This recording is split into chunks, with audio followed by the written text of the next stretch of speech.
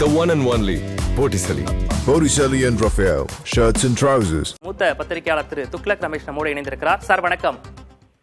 வணக்கம் சார், நேற்றைய தினம் எடப்பாடி பழனிசாமி ஒரு கருத்தை சொல்லியிருந்தாரு. இன்னைக்கு அதே போன்ற ஒரு கருத்து தான். இதுவரைக்கும் தமிழகத்துல கூட்டணி ஆட்சி இல்லை, இனிமேலும் வரப்போவதில்லை அப்படின்ற ஒரு கருத்தை தம்பிதுரை சொல்லியிருக்கிறாரு. உங்களுடைய முதற்கட்ட பார்வை சார்? கூட்டணி ஆட்சி வரப்போவதில்லை என்று அதிமுக முடிவு செய்ய முடியாது.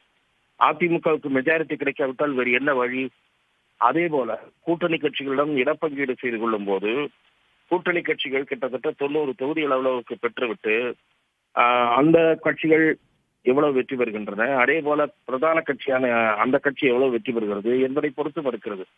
திராவிட முன்னேற்ற கழகம் கடந்த காலத்திலே கூட்டணி ஆட்சியை அமைப்பதை தவிர்த்து வந்ததே தவிர ஒரு முறை மெஜாரிட்டி பலம் இல்லாமல் காங்கிரஸ் மற்றும் பாட்டாளி மக்கள் கட்சியின் ஆதரவுடன் தான் அந்த ஆட்சி நீடித்து வந்தது. அதே நிலை நாளைக்கு அதிமுகவுக்கோ திமுகவுக்கோ மீண்டும் ஏற்பட்டால் அப்போது கூட்டணி ஆட்சிக்கு இணங்க வேண்டிய சூழ்நிலை வரும். ஏனென்றால் முன்பிருந்து காலகட்டம் வேறு, இப்போது இருக்கக்கூடிய காலகட்டம் வேறு. முன்பு கலைஞர், செல்வி ஜெயலலிதா போன்ற மகத்தான ஆளுமைகள் ஆட்சி பொறுப்பில் இருந்தார்கள். அவர்கள் மெஜாரிட்டி இல்லாவிட்டாலும் இணக்கமாக பல கட்சிகளோடு பேசி ஆட்சியை நடத்தி வந்தார்கள். இப்போது அப்படி நிலைமை அல்ல. ஒவ்வொரு கட்சிக்கும் ஆட்சியில் அமர வேண்டும் என்ற அபிலாஷை ஏற்பட்டிருக்கிறது. அது திமுக அணியில் இருக்கக்கூடிய விசிகாவாக இருந்தாலும், தேசிய ஜனநாயக கூட்டணியில் இருக்கக்கூடிய பாஜக, பாமக போன்ற கட்சிகளாக இருந்தாலும் 2026 மந்திரி சபையில் இடம்பெறுவோம் என்பதை திரும்ப திரும்ப கூறி வந்திருக்கின்றன. ஆகவே அந்த கட்சிகள் அதை வலியுறுத்த கூடும். அந்த கட்சிகளுடைய தயவு ஆட்சி அமைக்கிற கட்சிக்கு தேவைப்பட்டால் அப்போது கொடுத்துதான் தீர வேண்டும். இல்லாவிட்டால் எதிர்கட்சி வரிசையிலே தான் அமர வேண்டியிருக்கும் என்பதை மறந்துவிட்டு திரு தம்பிதுரை பேசியிருப்பதாகவே நான் பார்க்கிறேன். இப்போ கூட்டணி அமைஞ்ச உடனே அடுத்தடுத்து இது போன்ற ஒரு கருத்துக்கள் இருக்கு இல்லையா, இது கட்சிக்குள்ள ஒரு சலசலப்பை ஏற்படுத்தாதா சார்? இது அதிமுகவுக்குள் கூட்டணி ஆட்சி மக்கள் ஏற்க மாட்டார்கள் என்று யாரோ சொன்னதை வைத்துக் கொண்டு திரு எடப்பாடி பழனிசாமி இப்படி கூறியிருக்கலாம். ஏனென்றால் திரு செல்லூர் ராஜு, திரு ஜெயக்குமார் போன்றவர்கள் அந்த கருத்தை தெரிவித்தார்கள். ஒரு விஷயத்தை இவர்கள் அடிப்படையில் தவறாக புரிந்து கொண்டிருக்கிறார்கள். திமுகவும் காங்கிரசும் கூட்டணி ஆட்சிக்கு முடிவு செய்து கொண்டு 110 தொகுதிகளில் தலா 110 தொகுதிகளில் போட்டியிட்ட போது அந்த தேர்தலில் அந்த கூட்டணி தோல்வியுற்றது. அது கூட்டணி ஆட்சியை மக்கள் நிராகரித்து அளித்த தோல்வி அல்ல. இது அரசியல் அடிப்படை புரிதல் இல்லாத கருத்து.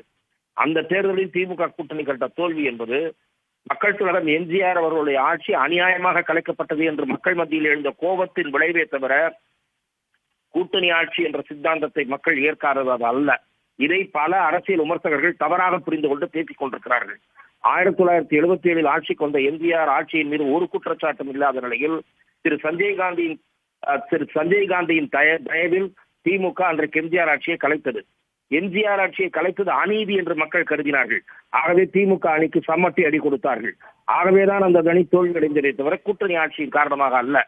ஆகவே இப்போது திமுகவுக்கோ அதிமுகவுக்கோ வருகிற தேர்தலில் மெஜாரிட்டி கிடைக்காவிட்டால் கூட்டணி ஆட்சி அமைந்தே தீரும். அதில் மாற்று கருத்தே இல்லை. முன்பிருந்த வரலாறு இல்லை. தற்போது நடக்கக்கூடிய இந்த வரக்கூடிய தேர்தலில் அது மாறுவதற்கான வாய்ப்புகள் இருப்பதற்கும் சாத்தியம் இருக்கு அப்படின்ற ஒரு விஷயத்தை முன் வச்சிருக்கீங்க. இணைப்பில் வந்து பேசியமைக்காக நன்றி சார். பார்ட்டி வேர்னாலும் I prefer Botticelli. எங்க இருந்தாலும் நம்ம ஸ்டாரா தெரியணும் இல்லையா?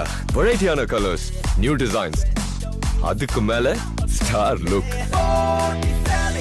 The one and only Botticelli. Botticelli and Raphael, shirts and trousers.